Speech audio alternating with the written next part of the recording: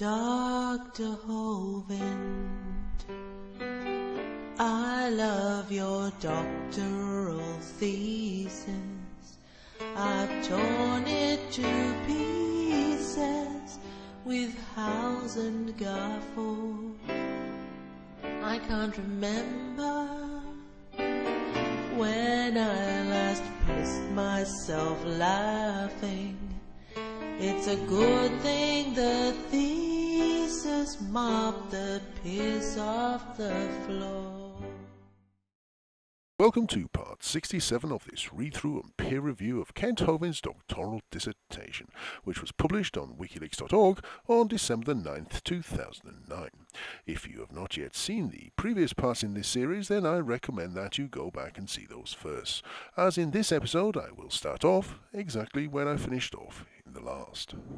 In the last episode, Kent told us all about ocean floor sediments. Specifically, how ocean floor sediments were only a certain thickness. However, he didn't tell us what this thickness was and how it varied over the ocean floor. He continues in this episode, and we just know that the flood's gonna come up somewhere. Kent continues. The ocean sediment indicates a young age for the Earth. No, Kent, it indicates a relatively young age for the ocean floor. Of course, the rate of the deposition of sediment is always a factor that must be considered. Yes, Kent, it absolutely must. There is, after all, considerably less sediment right in the middle of the Atlantic Ocean compared with, say, at the mouth of the Amazon River. But do carry on. Right after a worldwide flood, quite a bit of sediment would accumulate just right there. Where, Kent? Come on, where exactly? Can you put an X on the map so we can have a look? Or is there just sort of everywhere?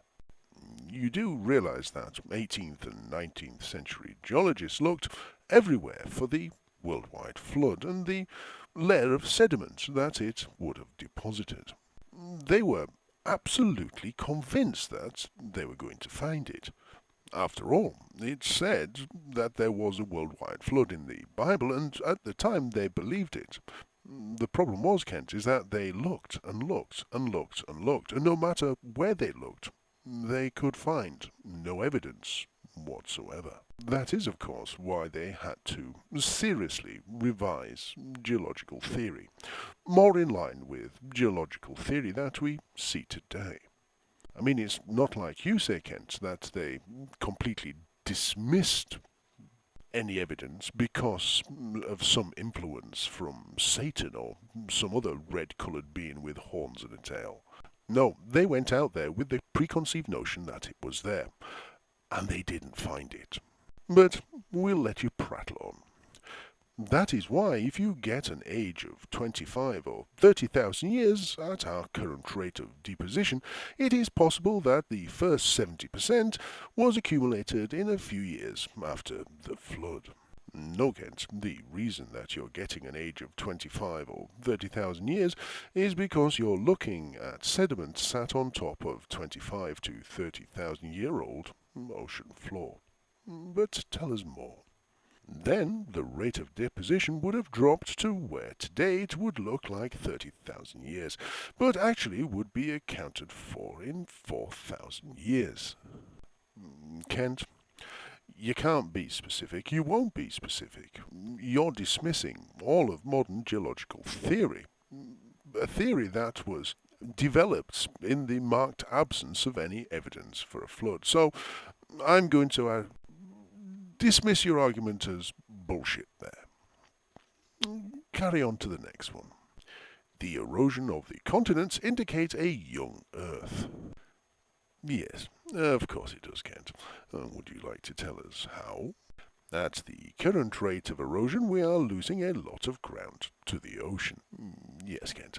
And if you look in certain places, you'll find we're gaining a lot of ground from the oceans, too. But I'll let you prattle on. New Orleans, for instance, is built on sediment that has come down from Illinois. The major river systems have been tested fairly carefully a number of times to see how much sediment they are bringing out every year, how much material is being transported. Yes, Kent, how much material is being transported? Oh, you don't say. Maybe you just don't know. Maybe you're just making this shit up. But continue anyway. At the current rate of erosion, the continents would erode down to sea level in 14 million years. The mountains would be gone and the entire Earth would be a swamp. Really, Kent. So granite and other tough rocks erode at exactly the same rate as sandstone and various other soft rocks. Curious. I think you're missing a serious point, but I think you allude to that later, so we'll pick that up then. Continue. If the evolutionist is going to say that we have 140 million years since the times of the dinosaurs, that is enough time for the Earth to erode away 10 times. Really? Continue.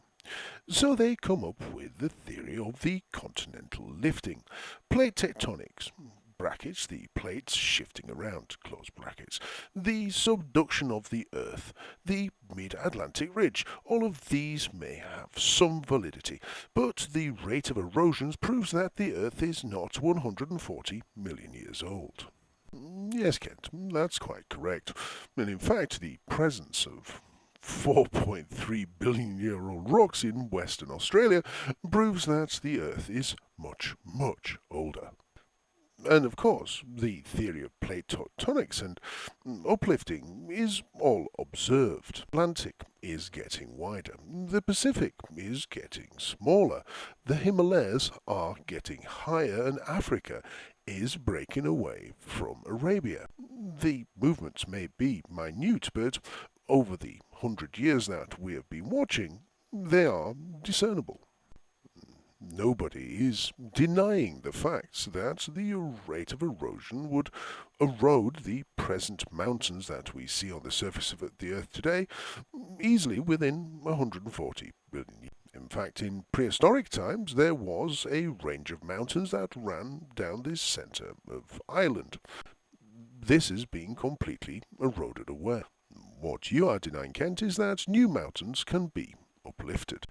In fact, Kent, what you are ignoring is observable fact. But anyhow, continue. My explanation would be that most of the erosion, the formation of mountain ranges and Grand Canyon, was formed after the flood, as the water went down. Really, Kent, and where did that water go down to? And where is all that sediment that it apparently eroded away? It isn't there, is it, Kent? We know it isn't there because the 18th and 19th century geologists who went looking for it couldn't find it. But tell us more. Then the current of erosion would be misleading, and the Earth would be only 4,000 or 5,000 years old since the flood happened. Be accurate, Kent. After all, you can date things accurately using ages within the Bible. I mean, after all, Kent, haven't biblical scholars added up the ages of all the characters in the Bible to give a almost precise date for the creation of the Garden of Eden? Surely they should be able to give an accurate date for your flood. After all, they only have to add up as far back as Noah. Using your own twisted logic and mythical fairy tales, you should be able to date the flood a lot more accurately than 4,000 to 5,000 years ago. However, I'm presuming that, as there is no other supporting evidence other than what is written in your dusty old book written by goat herders, you can't, because the crap you're spewing is just all bullshit. And I suspect that, deep, deep down, you know that.